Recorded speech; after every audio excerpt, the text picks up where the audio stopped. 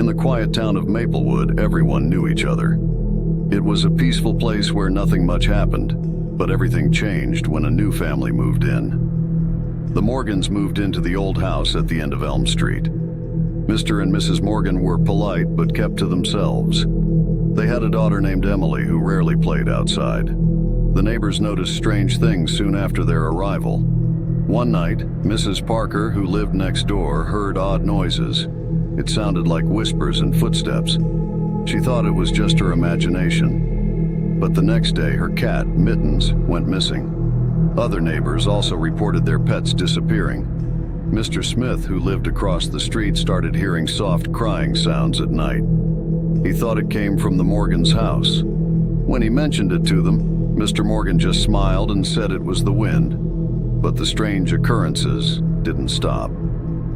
One evening, young Billy, who lived 2 houses down, went to play near the Morgans' house.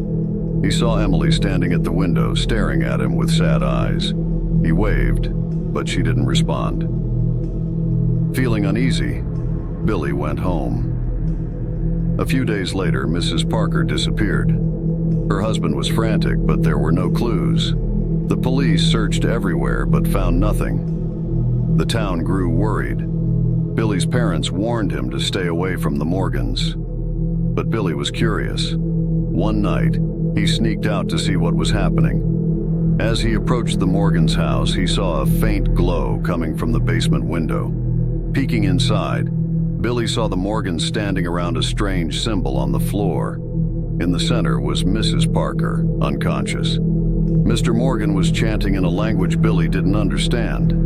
Suddenly, Mrs. Parker's body started to dissolve into a dark mist, which the symbol seemed to absorb. Terrified, Billy ran home and told his parents. They didn't believe him at first, thinking it was just a bad dream. But Billy was persistent. Finally, they agreed to tell the police. When the police arrived, the Morgans were gone. The house was empty, with no signs of the family. But in the basement, they found the strange symbol and a diary. The diary belonged to Mr. Morgan and contained notes about an ancient entity that required human souls to stay hidden. The police couldn't explain what happened, but they warned the town to stay vigilant. The Morgans were never seen again, and the strange occurrences stopped.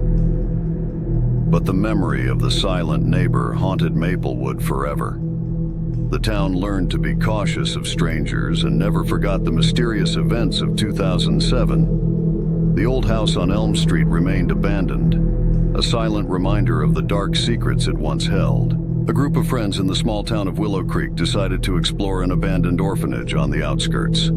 The orphanage, known as St. Mary's, had been shut down for decades. Rumors and eerie legends surrounded it, and the locals believed it was haunted.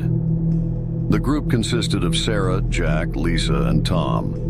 They had heard countless stories about ghostly children and strange occurrences at St. Mary's, but they were curious and wanted to see for themselves. One sunny afternoon, they gathered their courage and headed to the orphanage. The building was old and dilapidated, covered in vines and moss. The windows were broken, and the doors creaked as they pushed them open. Inside, the air was musty, and the floor was covered in dust and debris. The friends used flashlights to navigate through the dark, eerie hallways. As they ventured deeper into the orphanage, they noticed old, faded photographs of children on the walls. The children's faces seemed to watch them as they walked by. Sarah felt a chill run down her spine, but she shrugged it off and continued with the group. They reached a large room that appeared to be the main hall. There were old, broken toys scattered around, and the walls were covered in strange symbols. Suddenly, they heard soft giggling. It sounded like it came from a child. The friends exchanged nervous glances but decided to investigate. Following the sound, they entered a narrow hallway that led to the basement. The stairs creaked under their weight as they descended. The basement was even darker and colder than the rest of the orphanage. As they reached the bottom, they saw a faint, flickering light coming from a room at the end of the corridor. Cautiously, they approached the room. Inside, they found a circle of ghostly children. Their eyes were empty, and their faces were pale. One of the children, a little girl with pigtails, stepped forward and spoke in a whisper. "You must leave. She will come for you." The friends were terrified, but couldn't move. They asked the girl who she was talking about. The girl pointed to an old portrait on the wall. It was of the headmistress, Ms. Abernathy. The friends had heard stories about her being cruel and practicing dark rituals. Before they could ask more, the temperature in the room dropped drastically.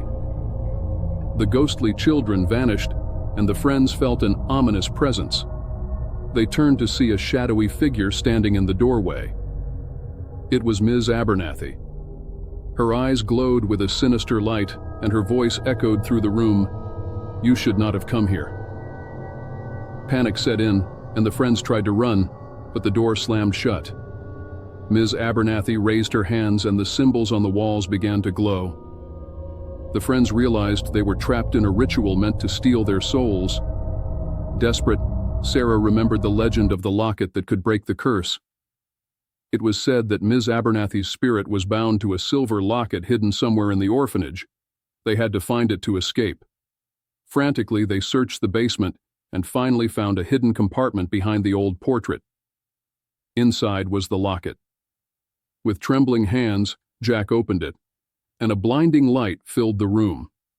Ms. Abernathy's scream echoed as her spirit was pulled into the locket. The door burst open, and the friends ran out of the orphanage, clutching the locket. As they reached the safety of the town, they could feel the oppressive presence lift. The ghostly children were free, and the orphanage was finally at peace. The friends vowed never to speak of what happened that day. St. Mary's Orphanage remained abandoned, but the story of the Forgotten Orphanage lived on, a chilling